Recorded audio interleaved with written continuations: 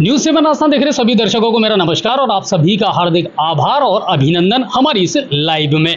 देखिए 12वीं का रिजल्ट अभी आया है बोर्ड का, और साइंस का भी आया है, कॉमर्स का भी आया है, इसके अलावा आर्ट्स का भी आया है। अलग अलग स्कूलों ने अपने अपने हिसाब से खूब मेहनत करवाई और बच्चों ने अच्छे परिणाम दिए हैं और माँ बाप का नाम भी रोशन किया है और शहर का नाम भी रोशन किया है। जब स्टूडेंट कोई उपलब्धि हासिल करता है ना, तो सबसे ज़्यादा खुशी होती है टीचर्स को, और उसके बाद सबसे ज़्यादा खुशी होती है पेरेंट्स को। यानी उन्हें अच्छा लगता है जब उनके बच्चे कोई उपलब्धि हासिल करते हैं। निस्वार्थ भाव से टीचर मेहनत करवाते हैं, जी जान से उनके साथ लगे रहते हैं, डटे रहते हैं, और जब बच्चे अच्छे परिणाम लेकर के आते हैं तो सबसे ज़्यादा खुशी भी टीचर को होती है। कहते हैं साइंस में या कॉमर्स में शायद परसेंटेज बनाना आसान है, वहाँ आंकड़े हैं, वहाँ प्रैक्टिकल है, तो शायद उसका बेनिफिट मिल जाता है। लेकिन आर्ट्स में परसेंटेज बनाना बड़ा मुश्किल काम है, क्योंकि बहुत कुछ लिखना पड़ता है, बहुत कुछ विस्तार से बताना पड़ता है। तो आर्ट्स में, और स्पेशल तब जब आपके पास सब्जेक्ट हो हिस्ट्री। मैंने खुद ने पढ़ी है और पढ़ाई है, तो मुझे मालूम है अच्छे तरीके से हिस्ट्री बड़ी बेवफा है। रात को पढ़ी और सुबह सफ़ा है, ये फलसफा है हिस्ट्री का। लेकिन उसके बावजूद भी अगर बच्चे उसे याद करते हैं और फिर उसे एग्जीक्यूट करते हैं, उसे किताब कॉपी में लिखते हैं, तो लगता है कहीं ना कहीं कि वाकई में उन्होंने मेहनत की है। क्रिएटिव आर्ट्स के कुछ ऐसे स्टूडेंट्स से मैं आज आपकी मुलाकात करवाने वाला हूं, जिन्होंने अपनी मेहनत से आर्ट्स के अंदर, और स्पेशली उनके पास में हिस्ट्री सब्जेक्ट था, उसके बावजूद उन्होंने अच्छी परसेंटेज बनाई है। उन बच्चों से आपकी मुलाकात करवाऊंगा। दूसरी बात, उनका जो अनुभव है वो जानने का प्रयास करेंगे, और किस तरह की पढ़ाई रही, किस तरह का माहौल रहा, और कितने घंटे मेहनत करनी पड़ी, कितने घंटे पसीना बहाना पड़ा। क्योंकि आर्ट्स को लोग हल्के में लेते हैं, लगता है ना बस ठीक है, इजीली है, ये कर लेगा, लेकिन उसमें भी मेहनत करनी पड़ती है, उसमें भी कहीं ना कहीं पसीना बहाना पड़ता है और टाइम मैनेज करना पड़ता है। तो ऐसे ही स्टूडेंट्स से मैं आज आपकी मुलाकात करवा रहा हूँ, उन्हीं की जुबानी, उन्हीं की कहानी हम जानने का प्रयास करेंगे। आप लोग ज़्यादा से ज़्यादा शेयर करें और ज़्यादा से ज़्यादा जुड़ें, क्योंकि बहुत सारे बच्चों के लिए ये प्रेरणा भी देते हैं। चलिए मुलाकात करते हैं उन बच्चों से। और जो आपको इस समय स्क्रीन पर नज़र आ रहे हैं, ये सारे वो टॉपर हैं जिन्होंने उपलब्धियाँ हासिल की है आर्ट सब्जेक्ट के अंतर्गत क्रिएटिव स्कूल में। तो बिल्कुल इनसे आपकी बातचीत करवाऊंगा और इनके अनुभव जो है वो ये आपके साथ में और हमारे साथ में साझा करेंगे, शेयर करेंगे। तो जो सबसे टॉपर है, पहले उससे मुलाकात आपकी करवा देता हूं, आर्ट्स में जिसने अपना परचम लहराया है, जिसने अपने आप को साबित किया है, उनसे जानने का प्रयास करते हैं। अपना नाम बताएं। मुस्कान यासी। मुस्कान, आर्ट सब्जेक्ट 10th पास करने के बाद में पहले तो ये मुझे बताइए आपकी परसेंटेज कितनी बनी? 10th में 95.33। सब्जेक्ट क्या थे अब आर्ट्स में? 12th में हाँ, history, geography, political science. History है। हाँ। और हिस्ट्री में कितने मार्क्स आए? 100 आउट ऑफ 100। 100 out of 100। सुनने में आश्चर्य सा लगता है ना कि हिस्ट्री में इतने नंबर कोई कैसे ले आया, मगर मेहनत करोगे ना और जहन में जब बैठाओगे सब्जेक्ट हो, तो ये नंबर भी आ जाते हैं आसानी से। 10th पास करने के बाद में प्रेशर नहीं डाला घर वालों ने कि साइंस बायो लेनी है, डॉक्टर बनना है, मेडिकल की लाइन में जाना है? क्या कुछ रहा 10th के बाद में, फिर ये फील्ड कैसे चुना? बिल्कुल नहीं, मेरे मम्मी पापा बहुत सपोर्टिव एंड मोटिवेट है। उन्होंने कहा जिस सब्जेक्ट में तेरा इंटरेस्ट है ना, वो लेना। ठीक है। 10th कहाँ से पास आउट किया था? मैंने गवर्नमेंट स्कूल से किया है। ठीक है। उसके बाद में क्रिएटिव में आए। हाँ। और क्रिएटिव में आकर के फिर आर्ट सब्जेक्ट चुना। हाँ। और 2 साल मेहनत की। और हिस्ट्री कितना परेशान किया? नहीं, टीचर्स इतने सपोर्टिव थे, हमें जो भी डाउट था वो हमेशा सॉल्व करते थे, इसलिए ज़्यादा कोई डिफिकल्ट नहीं आई। और फ्रेंड्स भी बहुत अच्छे थे, उन्होंने हमेशा हेल्प किया। अच्छा था। हाँ। अच्छा, हिस्ट्री में आउट ऑफ 100 आए, और सब्जेक्ट में और पॉलिटिकल में? पॉलिटिकल साइंस में एंड हिंदी में भी मैं आउट ऑफ 100 आया। यानी पॉलिटिकल और हिंदी दोनों में अच्छे खासे नंबर हासिल किए हैं मुस्कान ने। और जो सेकंड टॉपर है उनसे भी मैं आपकी मुलाकात करवाता हूँ, वो है जनाब हमारे साथ आदित्य। हाँ, बिल्कुल सही नाम है। ठीक है। आदित्य 10th पास करने के बाद में वही सवाल कि सब ये चाहते हैं माँ बाप की मेडिकल में चला जाए, डॉक्टर बन जाए, आर्ट्स में आए, क्या कुछ रहा? और ये 2 साल का जो अनुभव है वो कैसा रहा? परसेंटेज कितनी बनी? 95.20। Okay. Subject? Political, geography, Hindi. हाँ, ज्योग्राफी जरूर एक प्रैक्टिकल सब्जेक्ट है, लेकिन आसान नहीं है, ये भी ध्यान कर लेना। बहुत सारे आंकड़े जुटाने पड़ते हैं, तब जाकर के ज्योग्राफी क्लियर हो पाती है। परसेंटेज बनाई, रिजल्ट आया, कितनी उम्मीद थी? क्योंकि आर्ट में इतना आसान नहीं होता परसेंटेज बना पाना। आपको भी बहुत सारे लोगों ने कहा होगा कि हाँ ठीक है, पढ़ रहा है, इजीली है, लेकिन कितनी मेहनत करनी पड़ी, कितनी स्टडी करनी पड़ी, कितना टाइम मैनेजमेंट करना पड़ा, वो बताओ। तो स्टडी के लिए ओनली 6 आवर्स, 6 घंटे, और बाकी घर के काम के लिए स्कूल टाइम के अलावा 3 आवर। वो पढ़ाई की। अच्छा, स्पेशली फोकस किस सब्जेक्ट पर रहा जो थोड़ा सा टफ लगती थी कि यार इसमें थोड़ी problem? Politics. Politics. Politics. Politics में नंबर कितने आए? 96। जनाब को सबसे ज़्यादा टफ पॉलिटिक्स लगती थी, लेकिन फिर भी 96 नंबर लेकर के आए हैं। यानी मेहनत तो की है और दिमाग तो दौड़ाया है। आर्ट्स में ही कुछ और स्टूडेंट हैं, उनसे भी जानने का प्रयास करेंगे। अपना नाम बताएं। हेतल गंगवानी। हेतल, जहाँ तक मैं जानता हूँ घर में भी माहौल ऐसा है कि साइंस बायो के लिए नहीं कहा घर वालों ने? नहीं, उन्होंने बिल्कुल पूरा सपोर्ट दिया। जो मेरी चॉइस थी वो उन्होंने मुझे दिलवाई। 2 साल मेहनत की आर्ट में? जी। ठीक है। हाँ। सब्जेक्ट क्या है? History, political geography. हिस्ट्री में नंबर कितने आए? हिस्ट्री में मेरे 85 थे, जो ही मेरा वीक पॉइंट था और उसी में नंबर कम रहे। और पॉलिटिकल साइंस में? पॉलिटिकल में मेरे 97 थे और ज्योग्राफी में मेरे 100 और इंग्लिश ज्योग्राफी में 100 है? जी। ठीक है। अच्छा, मुझे एक बात बताओ हेतल, वही चीज़ एक आती है ना कि आर्ट्स में परसेंटेज बना पाना एक बड़ा चैलेंज रहता है। आप लोग किस तरीके से मेहनत करते थे? दूसरी बात, स्कूल के टीचर्स का कितना सपोर्ट रहता था? ऑफ कोर्स जो सबसे ज़्यादा मेहनत थी वो स्कूल के टीचर्स की ही थी और थोड़ा बहुत पेरेंट्स का भी पूरा सपोर्ट था हमें, और थोड़ी बहुत हम लोगों ने भी मेहनत की, जो सब मिलकर एज ए रिजल्ट हम लोगों के सामने है। और रही बात आर्ट्स की, लोग कहते हैं कि आर्ट्स इजी है, बट आफ्टर ऑल जो लोग पढ़ते हैं उन्हें ही पता है। और रिजल्ट इस बार हमने देखा, लिखना बहुत पड़ता है। तो सबसे बड़ी बात है कि आपने साइंस बायो में तो चलिए एक आंकड़ा है, आपका एक प्रैक्टिकल हो गया और आपने उसको कर दिया, लेकिन इसमें तो आपको विस्तार से सारी चीज़ों को डिस्क्राइब करना पड़ेगा ना, तो वो एक टफ लगता है।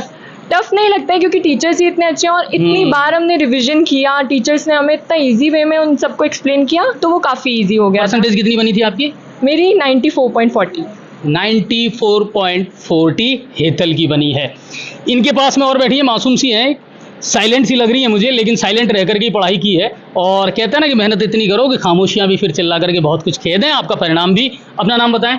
वंचिता। कितनी बनी है percentage? 94.40। Subject? History, political science, English सबसे लिटरेचर। ज़्यादा नंबर किस में आए? हिस्ट्री में या पॉलिटिकल साइंस में या किस में? पॉलिटिकल साइंस में 94 थे, हिस्ट्री में 95 और इंग्लिश लिटरेचर में 90। ओके, यानी 90 क्रॉस करते रहे। टफ कौन सी सब्जेक्ट लगती थी? हिंदी। लिटरेचर? सिंपल, मतलब कि ना Compulsory ज़्यादा फोकस सारे एडिशनल ये सब्जेक्ट थे ना उन पे दिया था, हिंदी और कंपलसरी पे ध्यान ही नहीं दिया था ज़्यादा स्टार्टिंग में। तो फिर एंड में पढ़ी थी ना, तो वो टफ लगी मेरे को लास्ट में, क्योंकि वो शुरू से फिर ये सोच रहे थे ना कि लास्ट में इसके लिए मेहनत कर लेंगे, तो वो थोड़ा सा गड़बड़ हो जाता है। कई बार सारी सब्जेक्टों पर ध्यान देना बहुत ज़रूरी हो जाता है। चलिए, और कुछ स्टूडेंट हैं हमारे साथ आर्ट्स के, उनसे भी जानने का प्रयास करते हैं। अपना नाम बताएं। स्वीटी। आपकी कितनी परसेंटेज बनी? 93.80। Subject? Geography, political and English literature. अच्छा, इंग्लिश लिटरेचर भी थी आपके? हाँ, उसके बावजूद भी ज्योग्राफी को और इनको हैंडल करना बड़ा थोड़ा सा डिफरेंट हो जाता है। मुझे बताइए, इंग्लिश लिटरेचर के लिए फिर अलग से प्रिपरेशन करनी पड़ी? नहीं, जो सर ने बताया, जैसे उन्होंने पढ़ाया, उन्होंने मतलब हेमंत सर ने बहुत अच्छे से पूरी प्रैक्टिस करवाई, टेस्ट लिए, कोई कमी थी तो उन्होंने वो पूरी करवाई, तो उनका सपोर्ट पूरा था, तो अलग से नहीं करनी पड़ी इतनी। अच्छा, एक चीज़ मैं आप सभी से कॉमन पूछना चाहूँगा, आज से पहले क्रिएटिव की जो पहचान थी वो साइंस बायो में है, कॉमर्स में है, इनमें अच्छी खासी पहचान थी। पिछले 2-3-4 साल से आर्ट्स में जिस तरीके से क्रिएटिव उभर कर गया है, आपको लग रहा है कि हाँ, अब वो अचीवमेंट जो पहले साइंस और उसमें जाना जाता था, अब आर्ट्स के क्षेत्र में भी कहीं ना कहीं क्रिएटिव की एक पहचान बन रही है, उसके पीछे कारण क्या है? एक तो माहौल, टीचर या जिस तरह का एनवायरनमेंट है, क्या कहना चाहोगे अगर आप, मैं कम शब्दों में, क्योंकि सबसे टॉपर यही है तो पहले इसी से पूछ लेता हूँ। सर, क्रिएटिव का माहौल ही इतना अच्छा है कि ये टॉपर ही, यहाँ सभी बच्चे टॉपर ही है, और ये जो वीकली टेस्ट लेते हैं और सर ही इतने अच्छे हैं कि। अच्छा, अब कहीं ना कहीं साइंस के बाद अब आर्ट्स को भी बड़ा गंभीरता से लिया जा रहा है। हाँ, है ना? बिल्कुल। आदित्य, क्या कहना चाहोगे? साइंस के अलावा अब जो क्रिएटिव की जो पहचान बनी है ना आर्ट्स के क्षेत्र में, क्या कहना चाहोगे इस बारे में? टीचर्स ने बहुत अच्छा पढ़ाया और टाइम टू टाइम बोलिए, फिर टेस्ट, और फिर उसके अलावा कुछ मेहनत भी करवाई है एक्स्ट्रा। और सबसे बड़ी बात है, अनुभवी फैकल्टी जब होती है ना तो वो बेनिफिट मिलता है स्टूडेंट्स को। और एक बच्ची और है हमारे साथ में, उसने साथ साथ क्लेट की भी तैयारी की है, यानी सब्जेक्ट की पढ़ाई करने के अलावा थोड़ा सा अलग जा करके भी उसने पढ़ाई की है, उससे भी हम जानने का प्रयास करेंगे। अपना नाम बताओ। शगुन जिंदल। ये कैसे आइडिया आया कि साथ साथ ये भी तैयारी करनी है? आपको नहीं लग रहा कि यार डबल मेहनत करनी पड़ेगी? नहीं सर, मैं 10th से क्लियर थी मेरे गोल्स के बारे में। फिर तो 10th में तो मैंने अपनी स्टडीज़ पे फोकस किया, सिर्फ स्कूल लाइफ पे। फिर उसके बाद 11th में आने के बाद मैंने 2 साल का कोर्स लिया, उसके बाद मैंने इसमें किया। आई वॉज बहुत अच्छा था, सब कुछ हो गया दोनों अभी में। परसेंटेज कितनी बनी? मेरी 91.40 और साथ में क्लैट भी क्लियर। क्लियर हो गया। तो कुछ ऐसे भी हैं जिनके कुछ लक्ष्य बड़े होते हैं तो वो फिर दोहरी मेहनत भी करते हैं। और देखिए एक बात मैं कई बार कहता हूँ कि जो पानी से नहाते हैं ना वो लिबास बदलते हैं, मगर जो पसीने से नहाते हैं ना वो इतिहास ज़रूर बदलते हैं। और आपको कहीं ना कहीं इतिहास बदलने के लिए पसीना तो बहाना पड़ेगा। अब सीनियर ये पास कर गए, अब थोड़ा सा समुद्र वाला रास्ता जो है ना वो खुल गया इनका। यानी यहाँ से बहुत सारे रास्ते हैं अब इनके लिए, जहाँ से ये अपनी मंजिल, अपनी दुनिया अलग तय करेंगे। क्या है अब आगे?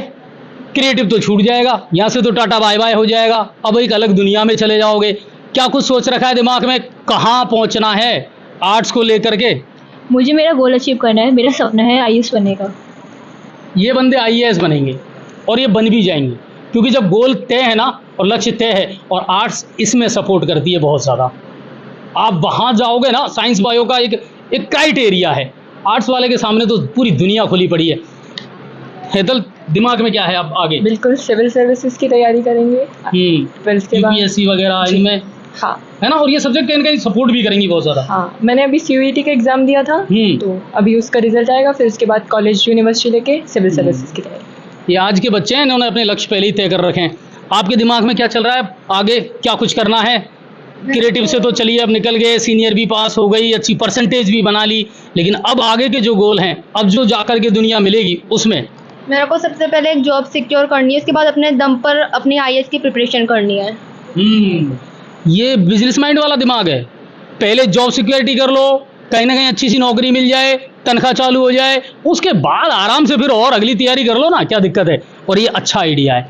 आपके दिमाग में क्या चल रहा है? Civil services. सिविल सर्विसेज में जाना है, इनको बहुत आगे जाना है। अरे क्या गोल, इन्होंने तो बता दिया अपना सबको, सिविल सर्विसेज में कोई यूपीएससी फाइट करेगा, कोई आईएएस आरएएस बनेगा। क्या चल रहा है दिमाग में? पहले टीचर बनना है और फिर उसके बाद यूपीएससी क्रैक करनी है। बंदे को पहले तो टीचर बनना है। मतलब आप देखिए इन्होंने जो अपने लक्ष्य तय कर रखे हैं स्टेप बाय स्टेप, पहले टीचर बनना है, उसके बाद फिर आईएएस और आरएएस वाली तैयारी करनी है। वही बात है जो उन्होंने कहा कि पहले जॉब सिक्योरिटी कर लो, उसके बाद फिर आगे की तैयारी करेंगे। उनका तो है ही लक्ष्य, क्लैट है और वो साथ साथ चलेगा, और देखते हैं कहाँ किस मुकाम पर वो पहुंच पाते हैं। लेकिन सबसे बड़ी बात है कि अब इनके लिए बहुत सारे दरवाजे खुल गए।